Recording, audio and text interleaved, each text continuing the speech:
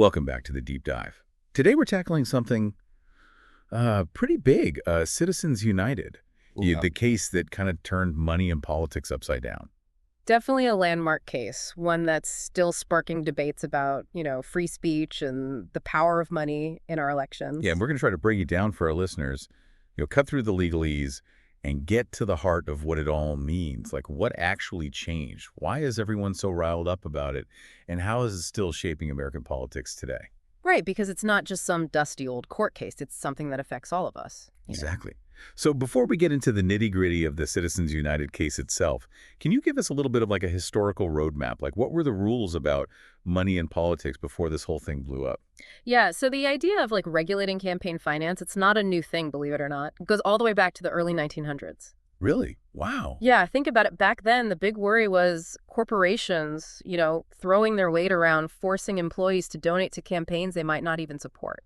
That makes sense. Right, so that's where the Tillman Act comes in 1907, bans corporations from directly giving money to federal candidates. So even back then, they knew that money could kind of mess with the political process. Exactly. And then a few years later, you get the Federal Corrupt Practices Act in 1910. This one required House candidates to show their financial cards, disclose their campaign finances. So transparency was already on the table. It was, but these early laws, they were kind of like a first draft, well-intentioned, but they didn't have a lot of teeth.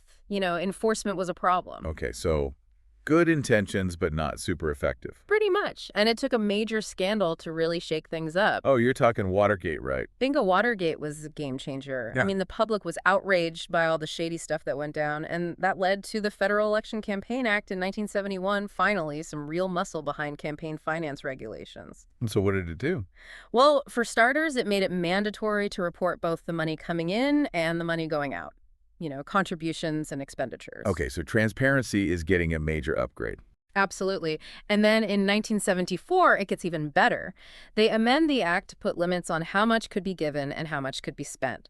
Plus, they create the Federal Election Commission, the FEC, to actually make sure everyone's playing by the rules. Ah, so now we have a referee in the game. Exactly. But of course, it wouldn't be politics without some legal challenges, right? And one of the biggest comes along in 1976, Buckley v. Vallejo. This case goes all the way to the Supreme Court. This one rings a bell, but remind me, what was the big deal about it? So the Supreme Court upheld the limits on contributions, which, seemed like a win for campaign finance reform. But they also struck down limits on spending by candidates and individuals. Wait, so how they justify that? They said spending money to support or oppose a candidate was a form of free speech protected by the First Amendment. Money equals speech. That's a pretty bold statement. It is, and it opened up this whole can of worms about, where do you draw the line between free speech and preventing corruption in elections? And it laid the groundwork for later challenges like, Citizens United. Right, so Buckley v. Vallejo kind of sets the stage. But before we get to the main event, there was one more attempt at reform. The Bipartisan Campaign Reform Act of 2002, also known as McCain-Feingold. Yeah. What was the thinking behind that one?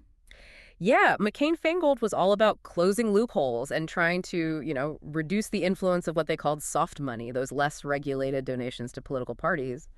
Remember all those "I approve this message" disclaimers you started hearing everywhere? Oh yeah, those definitely stuck around. Yep, that was McCain-Feingold. They were also trying to make a clear distinction between issue advocacy and just straight up supporting a candidate. So basically trying to make things more transparent and fair. Exactly, level the playing field a bit. But then along comes Citizens United and throws a wrench in everything. Okay, so let's finally get to the heart of the matter. Citizens United. The case itself. Can you give us the rundown? Like, who are the players, what's at stake, and how does this whole thing end up in the Supreme Court? All right, so picture this. We've got Citizens United, a conservative nonprofit organization. They want to air a film called Hillary, the movie, during the heat of the 2008 presidential election. A movie about Hillary Clinton. Mm-hmm. That's where this all starts. Yep. Sometimes these big legal battles start in the most unexpected places, right? So this film, it wasn't exactly a love letter to Hillary Clinton. It was pretty critical. I can imagine. So naturally, the Federal Election Commission, the FEC, they step in and say, hold up, airing this film so close to the election and, advertising it, that would violate campaign finance laws, specifically the part about corporations funding electioneering communications. So the FEC is saying Citizens United can't use their money to try to sway the election with this film. You got it. And a federal district court initially agrees with the FEC rules against Citizens United, but Citizens United, they're not giving up. They appeal, and this thing goes all the way up to the Supreme Court. And I'm guessing that's where things get really interesting. Oh yeah, big time. The Supreme Court's decision in Citizens United, it's a 5-4 ruling that would completely reshape how we think about money and politics in America. Sounds like a nail-biter of a decision.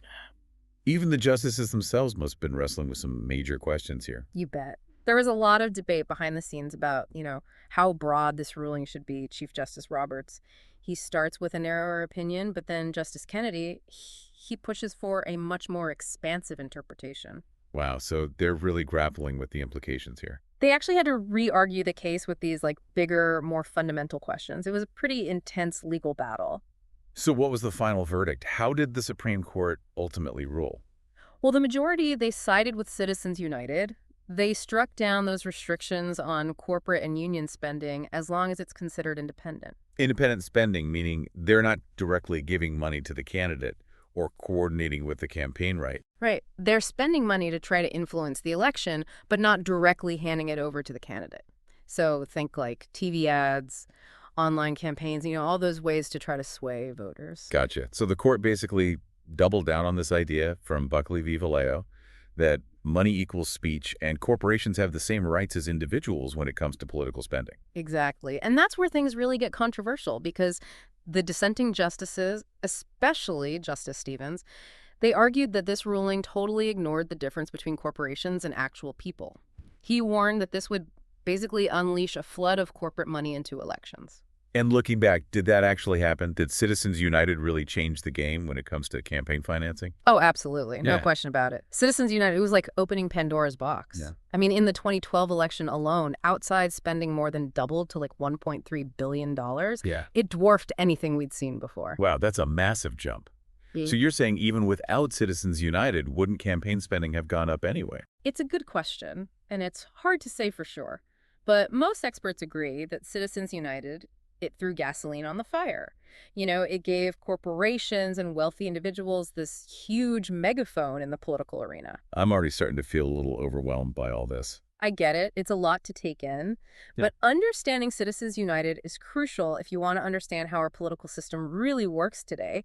And the consequences go way beyond just how much money is being spent. This ruling has had a ripple effect that we're still feeling today. Yeah, I'm definitely starting to see that. Okay, so we've seen how the Citizens United ruling led to this huge surge in campaign spending, and now we got to talk about one of the biggest results of that, the rise of these super PACs. Right. These are those political heavy hitters with seemingly bottomless pockets, shaping election narratives, often with those attention-grabbing attack ads we all see. Yeah, super PACs, I've heard the term, but I'm not sure I totally get it. What exactly are they? So actually, Citizens United itself didn't directly create super PACs. It was a later case speechnow.org, VFEC, in 2010 that really solidified their legal standing. Okay, so super PACs are like the sequel to Citizens United.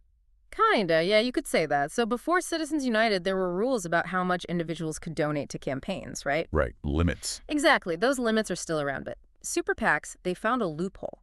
They're officially called independent expenditure-only committees, which means they can't directly work with candidates or campaigns. Right. But, and this is the kicker, they can raise and spend unlimited amounts of money to support or oppose candidates. Hold on. So anyone can just dump millions into a super PAC, and as long as they don't tell the candidate what to do with it, it's all good. Pretty much. And that's why they've become so popular with wealthy donors and special interest groups.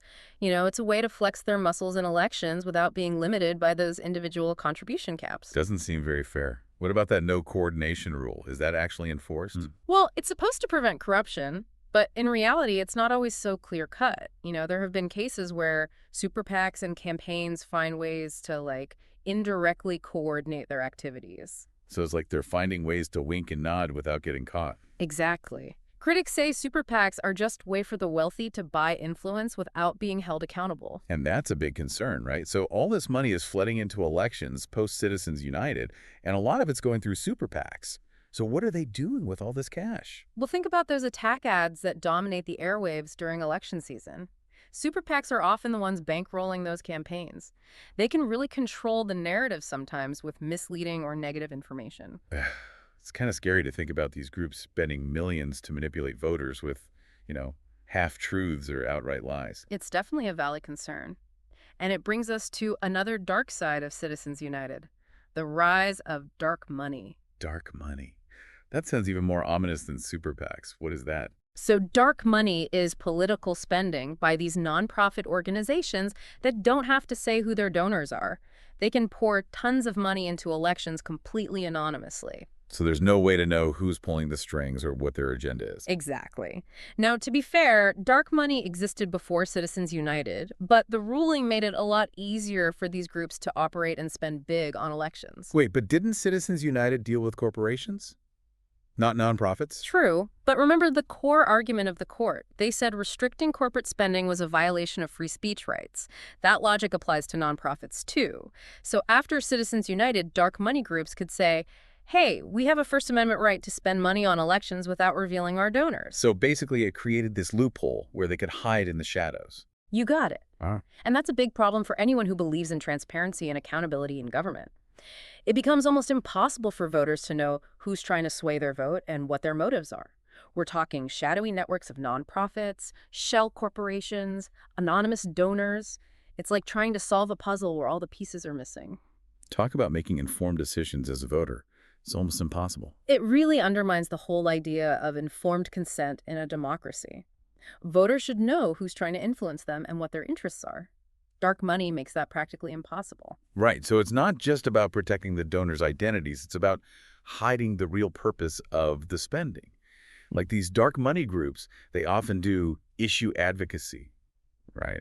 Which is supposed to be about promoting a specific cause. Right, but the line between issue advocacy and directly campaigning for a candidate can get really blurry. So how do you tell the difference? It's a tricky issue. Advocacy is protected by the First Amendment.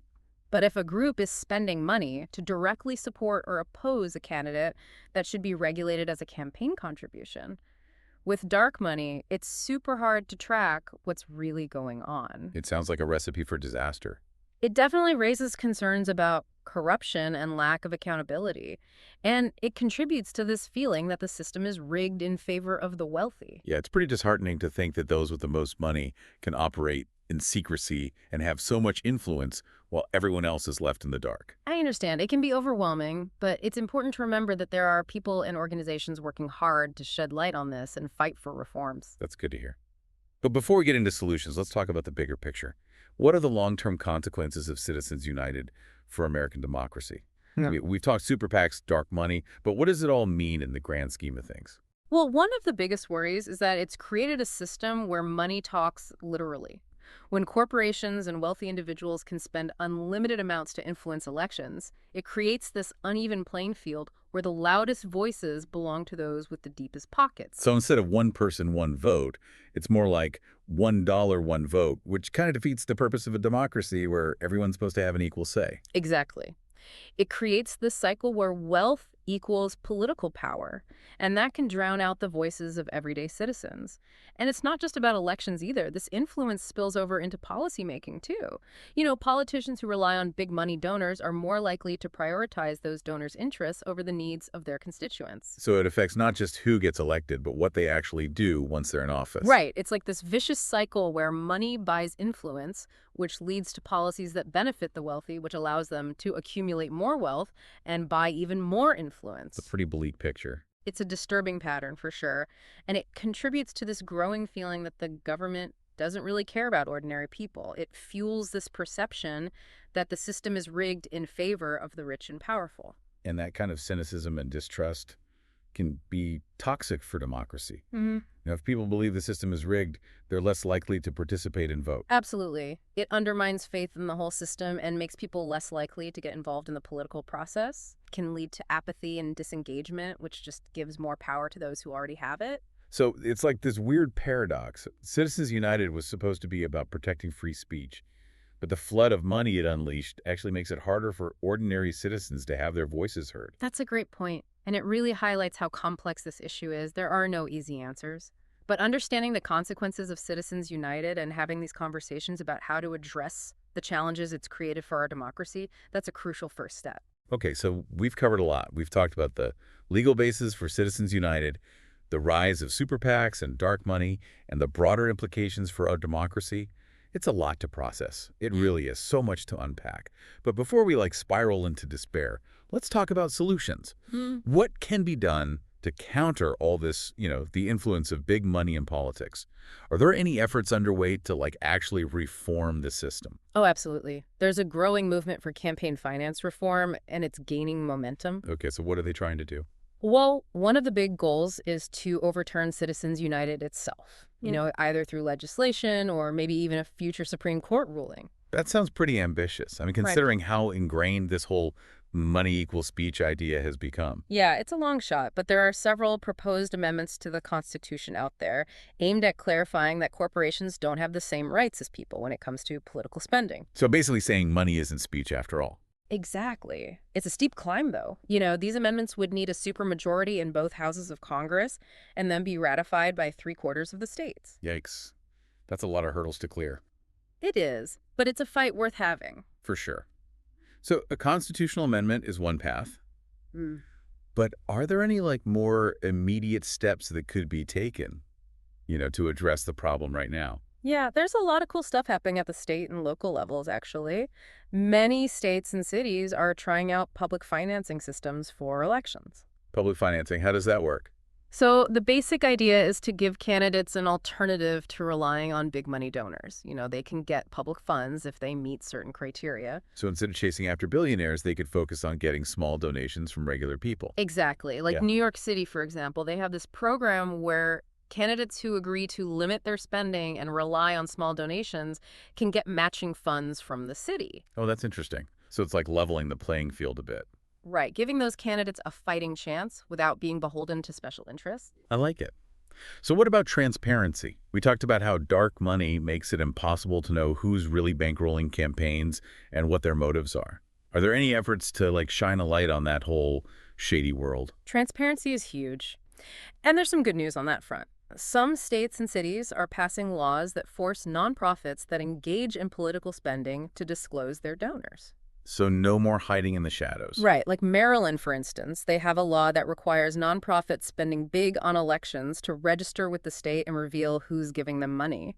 So if some shadowy group wants to pour money into a Maryland election, at least the voters will know who's behind it. Exactly. Plus, there's been pressure on the IRS to actually enforce the rules that are supposed to prevent nonprofits from basically operating as political machines. Yeah, that makes sense. Mm. I mean, if they're claiming tax-exempt status, they shouldn't be able to act as a secret arm of a political campaign. Right.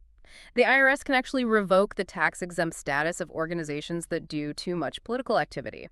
But enforcement has been pretty weak lately. Okay, so it sounds like there's a multi-pronged approach here. Fighting for constitutional amendments, supporting public financing systems, demanding greater transparency. What can ordinary citizens do to get involved?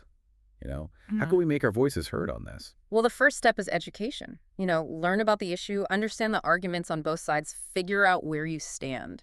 So basically do your homework. Exactly. And there are tons of great resources out there from organizations doing fantastic work on campaign finance reform, like the Brennan Center for Justice Common Cause represent Berkeley, just to name a few. I'll definitely check those out. So once we're informed, what's next? Get involved. Support those organizations working on this. Donate to their cause. Volunteer your time. You can also reach out to your elected officials. Tell them you want them to support campaign finance reform. So writing letters, making calls, showing up at town hall meetings. Does that stuff actually work? Oh, yeah, it totally does. Politicians need to know that their constituents care about this. And even just sharing information on social media can help raise awareness and get people talking. So using the power of social media to amplify the message and get more people involved. Right. It's all about starting conversations, educating people, creating this groundswell of support for real change. Because ultimately, this is about reclaiming our democracy and making sure the government represents the people, not just the wealthiest few. This deep dive has been eye-opening, for sure. We started by digging into the Citizens United case and how it basically opened the floodgates for money in U.S. politics. We saw how that led to the rise of super PACs, these shadowy dark money groups, and this growing sense that the system is rigged against everyday people. It's a tough issue for sure. Lots of challenges. But you've also given us hope that there are things we can do. There are people fighting for change, and there are ways for all of us to join the fight. So to our listeners, we leave you with this. Now that you understand the impact of Citizens United, what will you do to make a difference? Will you explore the resources and organizations fighting for a more equitable and transparent system? Will you raise your voice and demand that people, not dollars, have the final say? The future of our democracy may depend on it. Thanks for joining us on this Deep Dive. My pleasure. Thanks for having me.